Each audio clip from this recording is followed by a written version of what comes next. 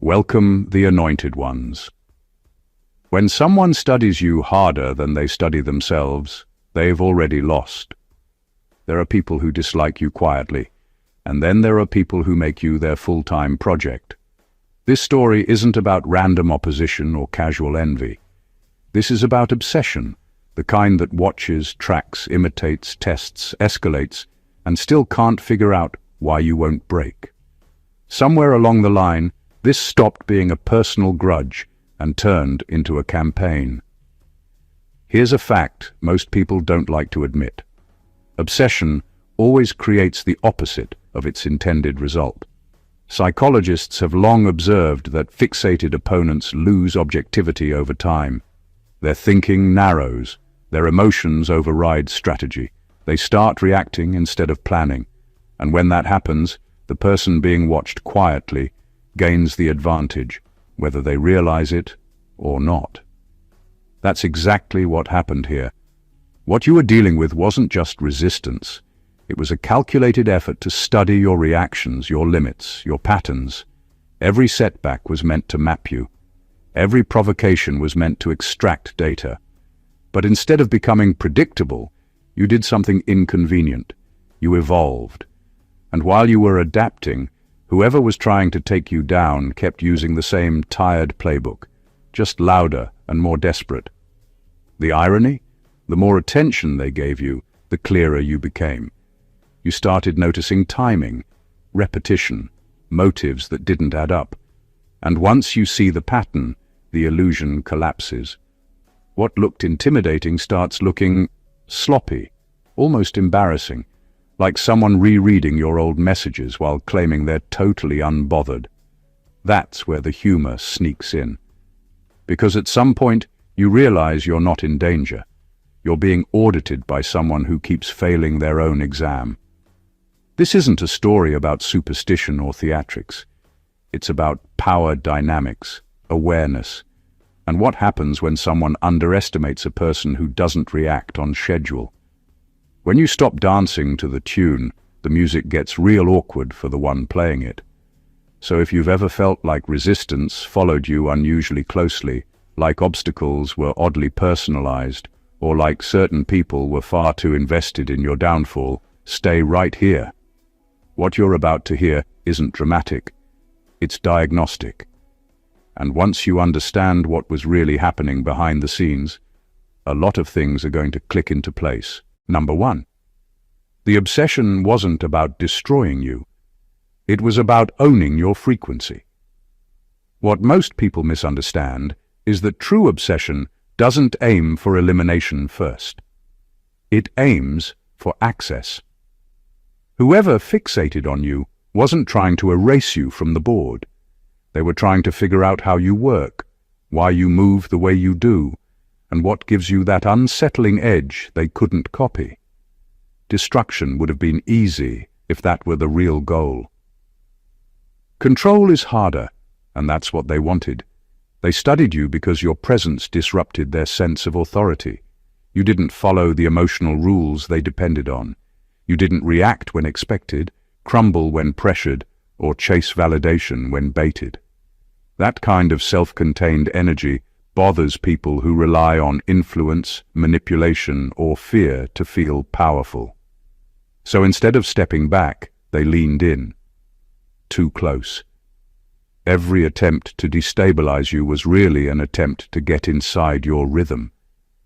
They wanted to provoke a reaction they could use, a weakness they could exploit, a habit they could predict. But what they found was consistency where chaos should have been. You stayed yourself under stress. You didn't fracture into versions they could manage. That's when fascination turned into fixation.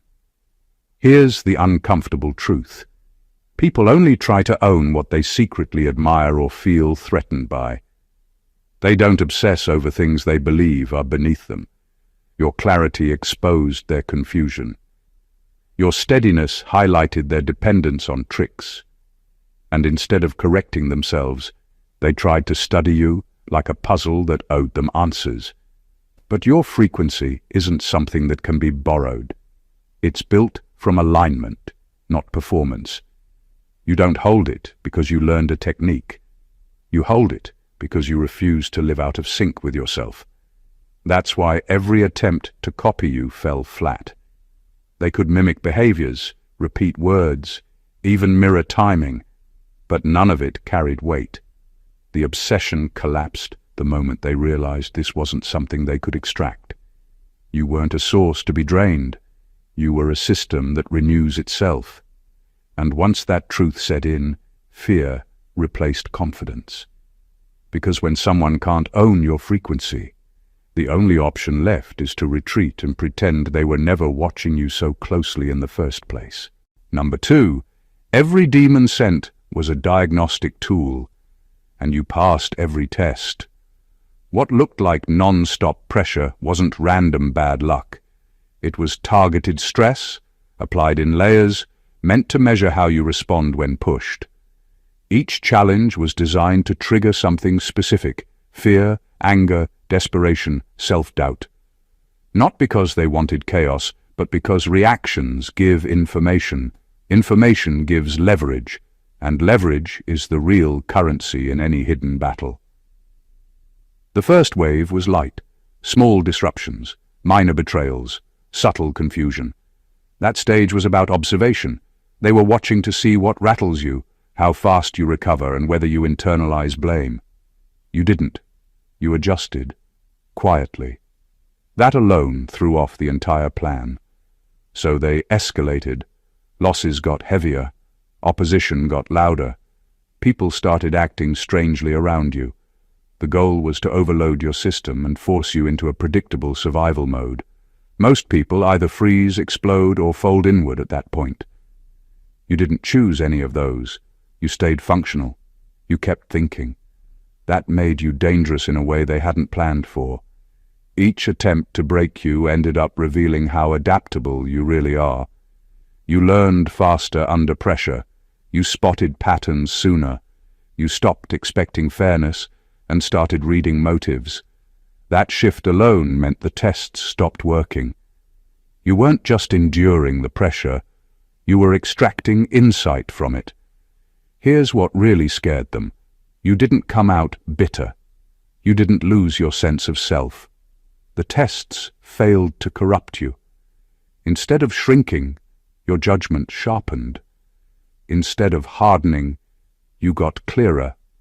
That outcome wasn't on their chart. By the time they realized what was happening, it was too late. Every challenge they sent had trained you. You'd already built tolerance where they expected trauma, awareness where they expected confusion, and calm where they expected collapse. They were still collecting data while you were rewriting your internal rules. In the end, the biggest mistake wasn't underestimating your strength. It was assuming you were fragile in the first place. They kept running tests on someone who had already outgrown the need to prove anything. And when every test comes back clean, the only conclusion left is that the system testing you is the one that's flawed. Number 3, you didn't fight demons, you outgrew their operating system. At a certain point, the struggle stopped feeling like a battle and started feeling outdated. Not because the pressure disappeared, but because the tactics stopped making sense to you. The same triggers, the same mind games, the same emotional traps kept showing up, and instead of reacting, you noticed how predictable they were. That's when growth quietly took over. Those systems rely on people staying stuck in old patterns. Fear, guilt, urgency, approval-seeking, those are the buttons they press. But you didn't keep those buttons wired the same way. You changed how you process stress. You questioned narratives instead of swallowing them. You slowed down when they expected panic. And the moment you did that, their influence weakened. Outgrowing a system doesn't look dramatic. There's no loud victory. It looks like boredom where there used to be anxiety. It looks like clarity where there used to be confusion. You stopped arguing with manipulation because you no longer spoke its language. And when something can't communicate with you, it can't control you.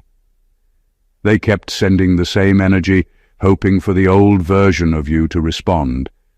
But that version wasn't available anymore. You had updated internally. You were operating from awareness instead of reaction. That's why things that once felt heavy suddenly felt obvious. Not easy, just obvious. What really shifted was your sense of time. Urgency stopped running you. You didn't rush to fix everything or explain yourself. You learned that speed benefits the one setting the trap. Slowness protects the one who sees it. That alone neutralized half the tactics being used against you. The truth is, you didn't overpower anything. You rendered it incompatible. Like old software trying to run on a system that no longer supports it, the attacks glitched, froze, and failed. Not because you fought harder, but because you stopped feeding the loop. That's the part few people talk about. Growth isn't just becoming stronger. It's becoming unreadable to outdated strategies. When you no longer react the way you're expected to, the game collapses, and the moment you realize you're not fighting anymore, you understand the war ended the day you stopped playing by rules that were never meant for you in the first place. Number 4. The Warlock underestimated how clean your core really was. Most people assume that everyone carries hidden damage, secret fractures, or weaknesses they can exploit. That's exactly the assumption your opponent made. They expected to find some dark corner, some vulnerability buried under years of pressure, some part of you that could be manipulated. What they didn't realize is that your foundation wasn't just strong, it was fundamentally untouchable. They miscalculated because they couldn't measure purity with their tools. Every attempt to provoke you, every trap they set, was meant to expose a flaw. They expected that repeated pressure would reveal cracks.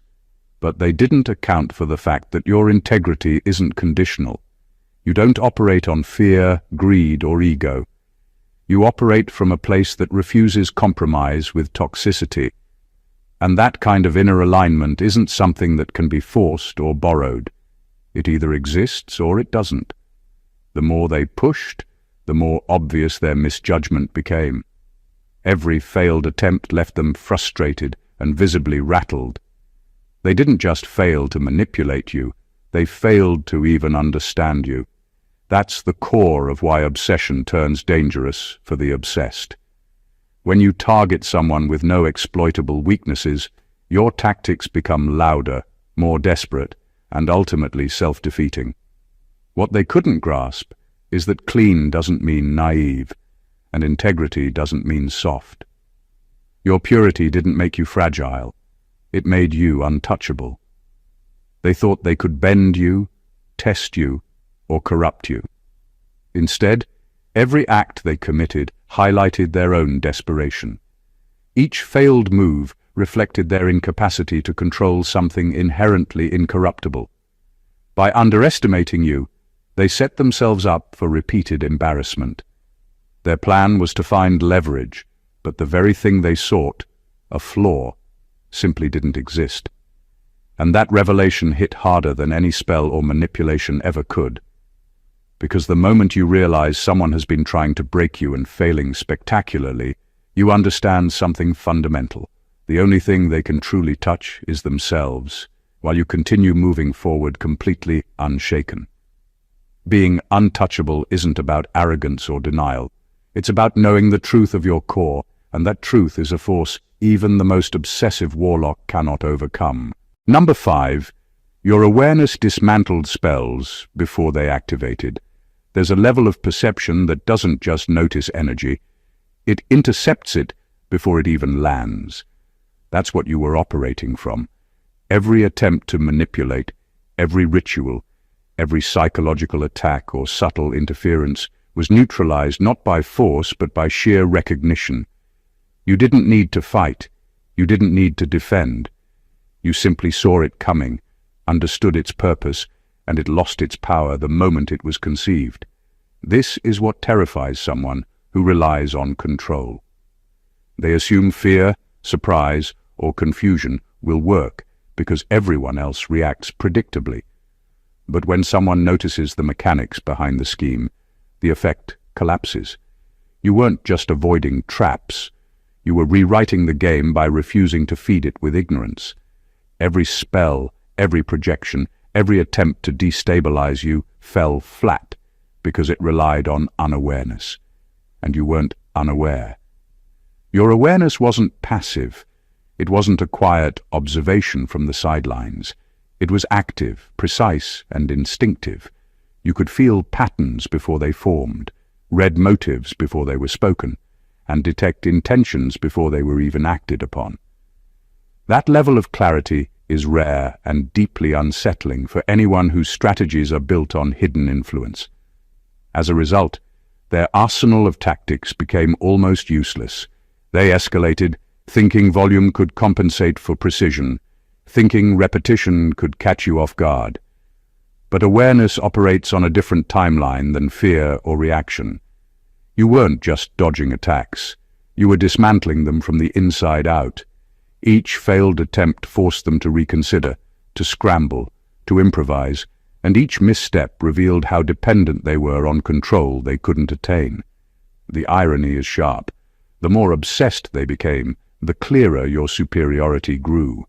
They believed power came from doing, from manipulating, from overwhelming. You demonstrated that true power lies in seeing, understanding, and neutralizing before it ever becomes a threat. Awareness isn't just defense, it's disarmament, and by the time they realized it, the war had already tilted irrevocably in your favor. Number 6, they mistook your restraint for weakness and paid for it repeatedly. What fooled them wasn't your lack of reaction, it was their misunderstanding of it. They assumed that because you didn't lash out, didn't expose everything, and didn't retaliate publicly, you were unable or afraid. In their world, power only looks like noise, so when you stayed calm, they mistook discipline for passivity. That misread became their biggest mistake. Your restraint wasn't about being nice or trying to keep peace. It was about control. You knew that reacting too fast hands the advantage to whoever set the trap. You understood that not every attack deserves a response, and not every provocation deserves energy. While they were swinging wildly, you were choosing timing, and timing always beats impulse. They kept escalating because they thought pressure would force your hand. Louder attacks, bolder moves, more public attempts to shake you. Each time you didn't respond the way they expected, they grew more confident in the wrong conclusion. They believed they were winning because you weren't reacting. In reality, you were gathering information, watching patterns repeat, and letting them reveal exactly who they were. Restraint requires strength most people don't have. It means holding back when ego wants to speak. It means letting lies hang long enough for the truth to expose itself. It means trusting that consistency outlasts chaos. They didn't understand that kind of power, so they kept pushing, and every push made their position weaker. When you finally moved, it wasn't emotional. It was surgical. You didn't over-explain. You didn't dramatize. You acted with precision, using the openings they'd created themselves through overreach. That's when the tone changed. Confidence turned into confusion. Boldness turned into backtracking. Suddenly they were the ones trying to control the narrative. They paid for the misread because restraint isn't absence of strength. It's strength under command. You weren't frozen. You were composed. And by the time they realized the difference, the damage was already done. Not to you, but to their credibility, their leverage, and the illusion that they ever had the upper hand at all. Number 7. Each defeat rewired the enemy instead of breaking you. What they didn't anticipate was that failure has a direction. They assumed every loss would weaken you, drain you, wear you down piece by piece. That's how it usually works when someone is under constant pressure. But in this case, the damage went the other way. Every failed attempt didn't scar you, it destabilized them. At first they brushed it off. One misstep can be explained. 2 can be blamed on timing. But when defeat becomes repetitive, something shifts internally. Confidence erodes quietly. Decision-making gets sloppy. Doubt creeps in, not as fear but as irritation. And irritation is dangerous because it clouds judgment. You didn't need to touch them for this to happen. Their own failures did the work. Meanwhile, you weren't internalizing the losses at all. You weren't telling yourself stories about being cursed, unlucky, or targeted because you're weak. You stayed grounded in reality. You adapted. You learned. You kept moving forward without dramatizing what was happening. That calm response is what made the contrast so stark. While you stayed intact, they started unraveling. Each time they failed, they had to explain it to themselves. Why didn't it work? What did they miss? That constant questioning rewired their thinking in unhealthy ways. They became hyper-focused on you, replaying events, overanalyzing your actions, searching for flaws that weren't there. Obsession replaced clarity. Strategy gave way to fixation. You, on the other hand, didn't carry the emotional residue of each encounter. You processed it and released it. That's why you stayed sharp. That's why you didn't harden or become reactive. You weren't collecting defeats. You were collecting insight. And insight strengthens without weighing you down.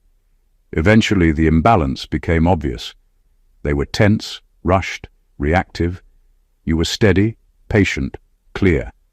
The more they tried to regain control, the more obvious their instability became to others watching. Credibility slipped. Support thinned. Allies questioned them. That's the quiet truth most people miss. Repeated failure doesn't just break plans, it reshapes the person failing. And while they were being rewired by frustration and desperation, you were being refined by awareness. The outcome was never in doubt after that. One side was evolving, the other was unraveling. Number 8. The obsession became personal when you refused to fracture. What really tipped the scales wasn't your skill, your insight, or even your awareness. It was your refusal to break. They had spent so much time and energy thinking they could destabilize you, manipulate you, or force you into chaos. Every plan, every spell, every attack was meant to fracture your mind or spirit in some measurable way. But you didn't fracture. You stayed whole. And that refusal changed the game entirely. People who rely on manipulation thrive on predictable outcomes. They feed on the expectation that pressure will lead to collapse. But when someone refuses to crumble, that expectation fails, and frustration turns into obsession. At first, they thought of it as a challenge, a puzzle to solve. Then it became personal. Their tactics weren't just ineffective, they were embarrassing, and that embarrassment bred fixation. Refusing to fracture isn't about ignoring threats or pretending to be unshakable. It's about maintaining clarity in the face of chaos, understanding the difference between what belongs to you and what doesn't, and not giving them access to reactions they can exploit. Every time they escalated, hoping for a crack, you responded with the consistency they couldn't predict. That consistency alone dismantled their strategy. The personal nature of obsession is its own kind of weapon. Once they realized you weren't going to break, the attacks shifted from professional or strategic to emotional and erratic. Their plans became reactive rather than proactive. They were no longer trying to win. They were trying to justify their inability to control you. That's when they started making mistakes that amplified your position. They miscalculated timing, misread motives, and exposed weaknesses in their own network because they were too consumed with you. The more personal the obsession became, the more they revealed about themselves, while you remained steady, focused, and untouchable. In essence, refusing to fracture forced them into a position of vulnerability. Your strength wasn't loud or visible in a way they could measure, but it was undeniable. Every failed attempt, every escalating attack, Every moment of obsession became proof that they had underestimated not just your power, but your very nature. And that realization? It's what turns obsession into defeat. Number 9. Your presence exposed other demons hiding in plain sight. You didn't have to accuse anyone or call anything out for this to happen. It happened naturally. The moment you entered certain spaces, things shifted. Conversations changed tone. People started acting strange for no clear reason. Some became defensive, others over-explained. A few suddenly distanced themselves. That wasn't coincidence. That was exposure without confrontation. What made this so unsettling is that you weren't trying to reveal anything. You weren't hunting for flaws or digging for secrets. You simply showed up as yourself, grounded and aware. And that kind of presence has a way of disrupting hidden agendas. When someone is carrying manipulation, dishonesty, or ill intent, they rely on comfort and cover. Your presence removed both. You see, darkness thrives when it blends in. It needs noise, distraction, and group agreement to stay hidden. But you brought stillness. You listened more than you spoke. You noticed inconsistencies without reacting to them. That alone made people uncomfortable. When someone realizes they're being seen clearly, not judged, just seen, masks start slipping. That's why you noticed side conflicts erupting that had nothing to do with you. People turned on each other. Long-standing alliances cracked. Secrets leaked. Tension surfaced where there used to be fake harmony. You didn't cause that. You revealed it. And revelation feels like attack to anyone who benefits from things staying buried. Some tried to project their discomfort onto you. Others quietly exited your life. A few attempted to undermine you before you could expose them, even though you weren't planning to. That's how you knew something deeper was happening. Innocent people don't panic when clarity walks into the room. The most telling part is this. Once those hidden dynamics were exposed, they couldn't be unseen. Even after you left certain spaces, the damage was done. Trust was broken. Roles were questioned. The structure cracked. And all you did was exist without compromising yourself. That's a level of power most people don't understand. You weren't fighting demons directly. You were acting as a filter. Anything false struggled to remain stable around you. Anything dishonest became loud. Anything manipulative lost its footing. In the end, it became clear why the obsession intensified. You weren't just a target. You were a liability to everything that depended on secrecy. And nothing terrifies hidden darkness more than someone who exposes it without even trying. Number 10. You triggered self-destruction protocols without lifting a finger. What actually unraveled things wasn't anything you did directly. It was what stopped working the moment you refused to play along. Systems built on manipulation depend on cooperation, even unwilling cooperation. They need reaction, fear, confusion, emotional investment. When you withdrew that fuel, everything started malfunctioning on its own. You didn't expose anyone publicly. You didn't confront every lie. You didn't try to control the outcome. You simply stopped feeding the structure. And once that happened, the pressure that was meant to crush you had nowhere to go but inward. People started contradicting themselves. Plans overlapped and clashed. Stories didn't line up anymore. What once looked coordinated began to look messy. That's because hidden systems aren't stable by default. They're held together by constant effort. Someone has to keep lying. Someone has to keep managing perceptions. Someone has to keep everyone aligned. When one person steps out of the loop, especially someone they were fixated on, the balance breaks. The energy turns cannibalistic. You noticed it in small ways at first. Sudden infighting. Allies questioning each other. People scrambling to protect themselves instead of the mission. That's a clear sign of internal collapse. You weren't the threat anymore. Distrust was. And distrust spreads faster than any external attack ever could. What's ironic is that they assumed you were powerless because you weren't acting. In reality, non-participation was the most disruptive move possible. You forced them to overmanage, over-explain, over-correct. And every over-move exposes cracks. The harder they tried to regain control, the more obvious it became that control was already gone. You didn't need revenge because the structure did that on its own. You didn't need validation because the unraveling was visible. The very obsession meant to destroy you turned into the stressor that destroyed their internal order. That's how self-destruction really works. Not through dramatic collapse, but through accumulated missteps caused by pressure, paranoia, and unchecked fixation. You didn't pull the trigger. You didn't light the fuse. You simply stepped aside and let the system reveal how unstable it always was. And once a system shows it can't sustain itself without targeting you, its end is already written. Number 11. They realized too late that you cannot be spiritually tracked. At some point, the strategy shifted from attack to surveillance. They tried to follow your movements, predict your next step, anticipate your reactions. That's what people do when control slips. They try to monitor instead.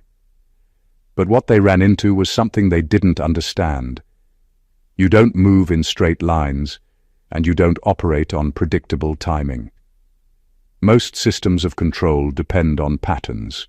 If someone reacts the same way every time, thinks out loud, explains their plans, or moves according to expectation, they're easy to track. You weren't like that. You didn't announce shifts before they happened. You didn't make emotional decisions that left a trail. You didn't rush. Sometimes you moved quietly. Sometimes you paused completely. Sometimes you changed direction without warning. That unpredictability wasn't chaos. It was clarity. They tried to read signs, behaviors, energy, even people around you, but nothing stayed consistent long enough to map. The version of you they thought they understood kept expiring. By the time they adjusted, you were already operating from a different level of awareness. That's when frustration turned into panic. What made this worse for them is that tracking requires access. You cut off unnecessary explanations. You stopped oversharing. You kept parts of your life private, not out of fear, but out of discernment. That silence wasn't empty. It was protected. And protected spaces can't be invaded without permission. The more they tried to lock onto you, the more obvious it became that they were chasing an image, not the real thing. They were studying shadows while you were changing internally. That's a losing game every time. Eventually, they realized something uncomfortable. You weren't hiding. You were ungraspable. You weren't avoiding detection. There was nothing to latch onto. No consistent emotional output. No predictable reactions. No dependency they could trace back to you. By the time this truth set in, they were already behind. You had outpaced their awareness, not by speed but by depth. You weren't running. You were operating from a place they couldn't access. And once someone realizes they can't track you, can't predict you, and can't interfere without exposing themselves, the obsession loses its power. Because control only works when the target can be followed. You couldn't be.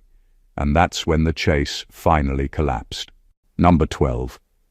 Your endurance wasn't learned. It was remembered. What carried you through all of this wasn't something you picked up along the way. It wasn't a coping strategy you learned from books or advice you borrowed from others. It was deeper than that. When things intensified, something in you didn't panic or scramble to adapt. It activated. Like a muscle you didn't even know you still had, your endurance came online naturally.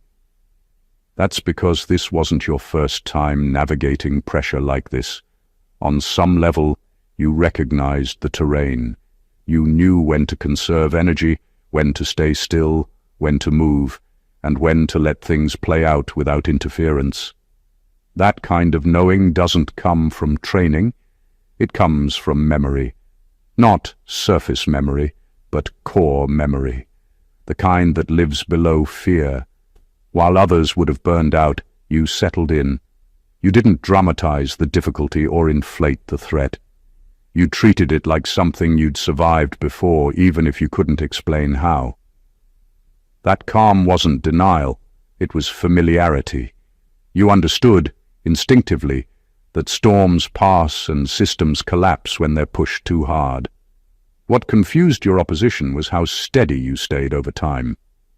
Short bursts of strength are common. Sustained endurance is rare. You didn't spike emotionally and crash. You didn't become reckless or numb. You maintained your center. That told them something was different about you, even if they couldn't name it. Remembering endurance doesn't mean you didn't feel pain or fatigue. It means those things didn't define your decisions. You didn't let discomfort rush you into mistakes. You didn't let exhaustion rewrite who you are. You rested when needed and resumed when ready. That pacing is a form of wisdom most people never develop. The longer it went on, the clearer it became. You weren't surviving by willpower alone. You were operating from something older, quieter, and far more reliable. A part of you knew that this phase had an expiration date, and that your job wasn't to fight endlessly, but to last. In the end, that's what separated you. Not aggression, not dominance, endurance. The kind that doesn't announce itself, the kind that waits, remembers, and outlasts everything that was never built to endure in the first place. Number 13. The demons feared you more than you ever feared them. Fear isn't always loud. Sometimes it's subtle, creeping, and unspoken. And that's exactly what you were up against. Entities, energies, or people operating with malevolent intent, assuming that intimidation alone could bend you. They expected terror, resistance, confusion, maybe even despair. What they didn't anticipate was that you were carrying a presence that even darkness instinctively recognizes as untouchable. It's easy to assume that the one under attack is at a disadvantage, but the reality was inverted. Your clarity, your awareness, your composure, these weren't just survival tools. They were mirrors reflecting everything the opposition wanted to hide about themselves. Every move they made, every spell, every plan, it met a calm that didn't flinch. That calm, that quiet certainty, is something entities that feed on chaos can't tolerate. The more aggressive they became, the more you stayed aligned. The more erratic their tactics, the steadier you were. They expected you to react with fear, desperation, or overreaction. When that never happened, their frustration grew. That frustration is the breeding ground of fear. They realized their control was not just slipping, it was irrelevant. Your fearlessness exposed them, not by attacking, not by dominating, but simply by existing without compromise. It's an energy that doesn't have to shout to be lethal. The moment someone or something realizes their usual methods won't work, they start overcomplicating, miscalculating, second-guessing themselves. That's fear in its purest form, not panic, but creeping instability that undermines confidence. And here's the truth. Fear is always contagious. Once it lives in the system meant to control you, it spreads. Allies start hesitating. Plans falter. Intentions get questioned. You didn't create the fear. You revealed it. You were never the one under pressure. The pressure existed inside them. By the time they comprehended the imbalance, it was too late. Fear had already taken root on the other side, and your presence remained unwavering. The one they wanted to dominate was untouched, while the ones doing the dominating were quietly unraveling, haunted by a realization they couldn't fully articulate, that whatever they thought they were chasing, controlling, or harming, it was stronger than they could ever confront. Number 14. The final defeat was realizing they never had authority over you. The biggest turning point didn't happen during an attack, a setback, or a confrontation.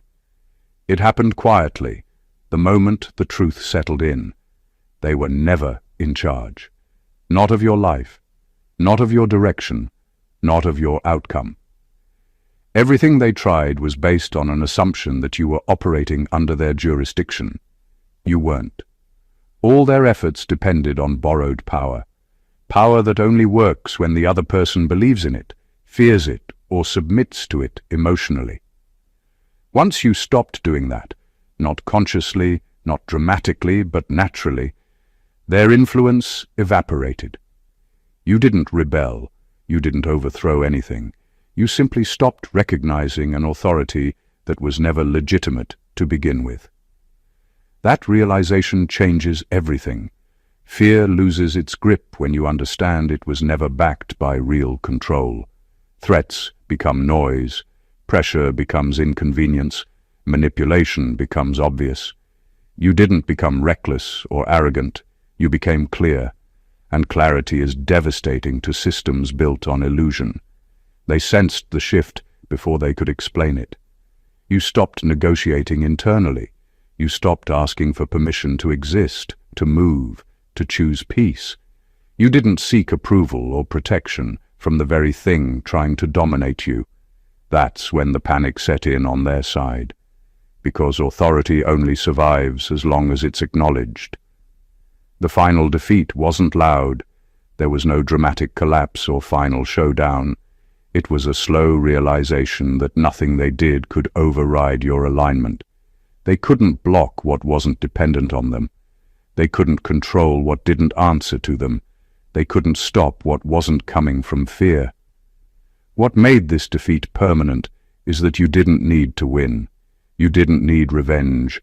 You didn't need closure from them. You walked away internally before anything ended externally. And once you do that, there's nothing left for the other side to grab. In the end, the war didn't conclude because one side overpowered the other. It ended because the illusion of authority collapsed. And when that happens, everything built on it falls apart on its own. You didn't escape their control. You discovered it was never real. This entire journey comes down to one undeniable truth. Nothing that was sent against you worked the way it was supposed to. Not because you fought harder, but because you operated from a level they couldn't access, influence, or override. What looked like attacks were actually exposures. What felt like pressure was really a test of systems that were never built to handle someone like you. And the more they tried to force an outcome, the more obvious it became that you were never under their control. You weren't lucky, you weren't protected by chance. You were aligned. You moved with awareness instead of fear, restraint instead of impulse, clarity instead of chaos. Every scheme depended on you reacting on cue, breaking on schedule, or doubting yourself long enough for them to step in. You didn't. You stayed intact. You stayed observant. You stayed you. And that alone dismantled everything. What truly defeated them wasn't exposure or confrontation. It was irrelevance. You outgrew their tactics, outpaced their tracking, and refused their authority without ever announcing it. While they spiraled deeper into obsession, you moved forward quietly, carrying insight instead of damage. They were trying to win a war you had already exited. This is the part people miss. Real power doesn't need validation, noise, or dominance. It shows up as stability when chaos is expected. It looks like clarity when confusion is being pushed. It feels like peace in places where fear is supposed to rule. And once you embody that, nothing designed to control you can survive for long. So, if parts of this story resonated deeply, that's not coincidence. It means you've lived some version of this yourself, and understanding it is how you stop repeating it. If this message spoke to you, do yourself a favor and stay connected. Subscribe to the channel so you don't miss what's coming next. Like this video so it reaches others who need clarity right now.